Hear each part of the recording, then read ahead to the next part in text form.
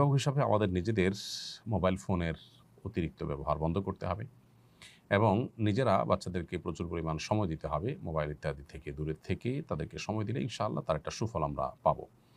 দ্বিতীয়ত, অভিভাবক হিসাবে আমরা আ সোশ্যাল মিডিয়াতে বিচরণ করা সন্তানদেরকে সেখান থেকে সরিয়ে আনার জন্য তাদের আ উপযোগী খেলাধুলার পরিবেশ, ফিজিক্যাল এক্সারসাইজের জায়গা তাদেরকে দিতে হবে। বিকল্প বিনোদনের ব্যবস্থা তাদের জন্য করতে হবে এবং সে সমস্ত পরিবারের ছেলেমেয়ে এবং সে সমস্ত শিক্ষা প্রতিষ্ঠান ইত্যাদি এভয়েড করতে হবে যেগুলোতে আসলে এই ধরনের ডিভাইসের ছড়াছড়ি বাচ্চাদের প্রতি ব্যবহারের ব্যাপক প্রচলন আছে। কারণ পরিবেশ দ্বারা বাচ্চারা অনেক বেশি প্রভাবিত হয়।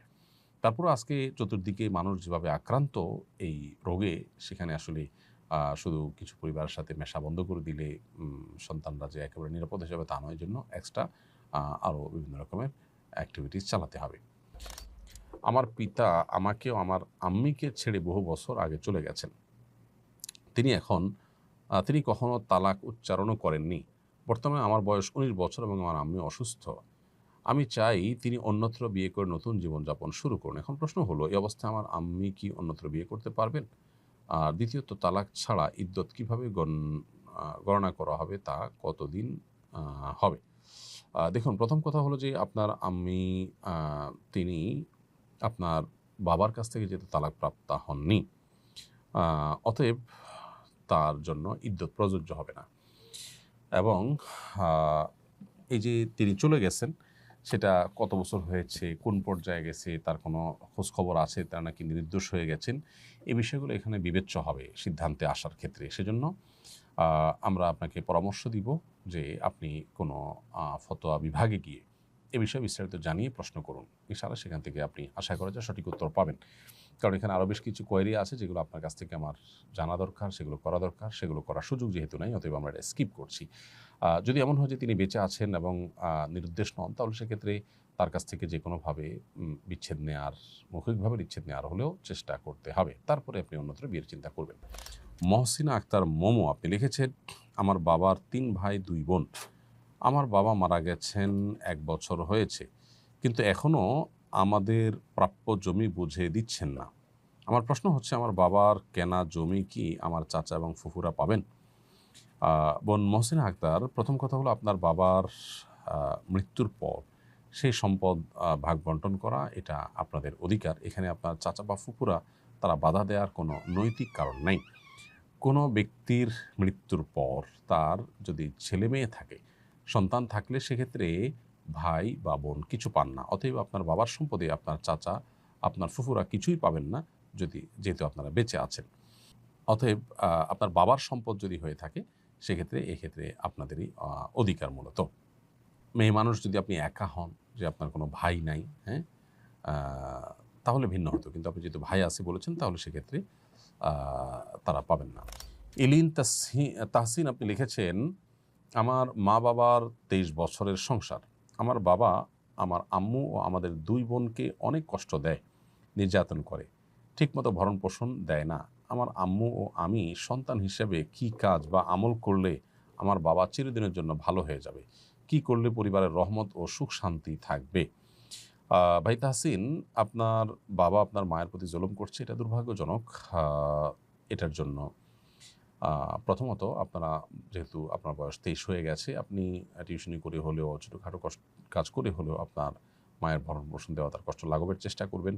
সেই সাথে আপনার বাবাকে ভালো করার জন্য নিজেরা যদি সেরকম পরিস্থিতি পরিবেশ হয়, তাহলে তাকে বোঝাবার চেষ্টা করবেন। আর না হলে অন্য কাউকে দিয়ে তাকে বোঝাবার জন্য আপ্রাণ চেষ্টা করবেন। মসজিদের ইমাম সাহেব, আশেপাশে যে সমস্ত মানুষগুলো আছে, অথবা যাদের প্রভাব আপনার বাবার উপরে আছে, সে সমস্ত লোকগুলোকে দিয়ে বোঝানোর চেষ্টা করবেন।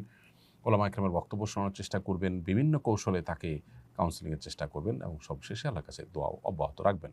এরপরও যদি কোনো উপায়ে তিনি সংশোধন না হন, তাহলে সেক্ষেত্রে সন্তান হিসেবে বাবার শাসনের দায়ভার আপনার কাঁধে নেওয়ার সুযোগ কিন্তু নেই। সবর আপনাদের করতে হবে এবং আপনার মাকেও সেই সাথে বোঝাবেন যে দুনিয়া এটা জান্নাত নয়, সেখানে সব কিছু মন মতো হয় না, বিধায় সবরের কোনো বিকল্প ইমানদারের জন্য নেই, বিধায় সবরের পথটাকে অবলম্বন করতে হবে। সোমাইয়া চৌধুরী আপনি লিখেছেন, কিছু কিছু মানুষকে মাফ করতে চায়, কিন্তু মনে হয় তাদের মাফ করলে নিজের উপর অবিচার করা হয়। এক্ষেত্রে করণীয় কি? শয়তান এটা আমাদেরকে বোঝায়।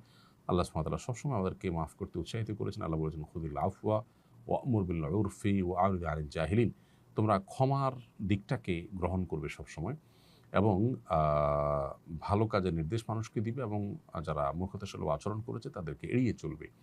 আল্লাহ সুবহানাহু ওয়া তাআলা অন্য আয়াতে বলেছেন ইন্নাল্লাহা ইউহিব্বুত তাওয়াবিন ওয়া ইউহিব্বুল মুতাতাহহিরিন। আল্লাহ বলেছেন আল্লাহ তাআলা ক্ষমাশীলদেরকে পছন্দ করেন, সেরকম আয়াত রয়েছে। অতএব আল্লাহ তাআলা তার নেককার বান্দাদের প্রশংসা করতে গিয়ে বলেছেন ওয়াল আফিনা আনিন নাস, যারা মানুষকে ক্ষমা করে তাদেরকে আল্লাহ তাআলা নেককারদের কাতারে শামিল করেছেন। এজন্য মাফ করার চেষ্টা করতে হবে। শয়তান আমাদেরকে নানাভাবে প্রলুব্ধ করে আমরা যেন ক্ষমা না করি। নিজের ভিতরে যে অবিচার হবে মনে হয় না, সবর করবেন এবং ক্ষমা করবেন, সেদিকটাই ভালো। আল্লাহ সুবহানাহু ওয়া তাআলা সবসময় সেটিকে আমাদেরকে প্রায়োরিটি দিতে বলেছেন।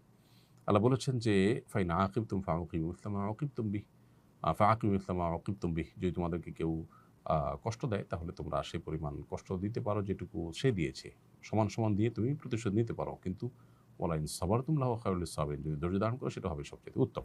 মেয়ের নাকের নিচে গোঁফের মতো থাকে, সেগুলো কাটা যাবে কিনা? প্রথম কথা হলো যে আপনার নাকের নিচে যদি গোঁফ উঠে যায় কোনো মেয়েদের এবং সেটা চোখে পড়ার মতো হয় তাহলে এটা তার বলতে পারি আমরা শারীরিক ত্রুটি। অতএব এইটা কাটা যাবে, বরং কেটে ফেলাটাই উত্তম, পুরুষদের সাদৃশ্য যেন না হয়। অনেক উলামা ইকরাম যেমন ইমাম ইবনে আবিদিন শামী রাহিমাহুল্লাহ ফতোয়া শামীতে এটাকে মুস্তাহাব বলেছেন। লিপি আক্তার নূপুর আপনি লিখেছেন, পিতামাতা যদি সন্তানের সাথে বৈষম্য করে তাহলে ইসলাম কি বলে? পিতামাতাও যদি বৈষম্য করে সেটা অন্যায়, অন্যায়, অন্যায় সর্বাবস্থায়। অতএব মা বাবাও সন্তানদের প্রতি যেন জুলুম না হয় সেদিকটা তাদের খেয়াল করতে হবে। মা বাবা হয়েছেন দেখে তারা যা খুশি তা করবেন, সেই লাইসেন্স তারা কিন্তু পান নাই। আল্লাহ তাআলা এহসান তার নিজের জন্য আবশ্যক করে রেখেছেন। আল্লাহ তাআলা নিজের জন্য জুলুম না করাকে আবশ্যক করে নিয়েছেন। আল্লাহ সুবহানাহু ওয়া তাআলা বলেছেন ইন্নী হারামতু যুলমা আলা নাফসি ফালা যালামু, হে বান্দাগণ, আমি আমার নিজের প্রতি জুলুমকে হারাম করেছি। আল্লাহ নিজে জুলুমকে নিজের জন্য হারাম যদি করে থাকেন তাহলে মা বাবার জন্য কীভাবে সন্তানের প্রতি জুলুম বা বৈষম্য করা হালাল হতে পারে?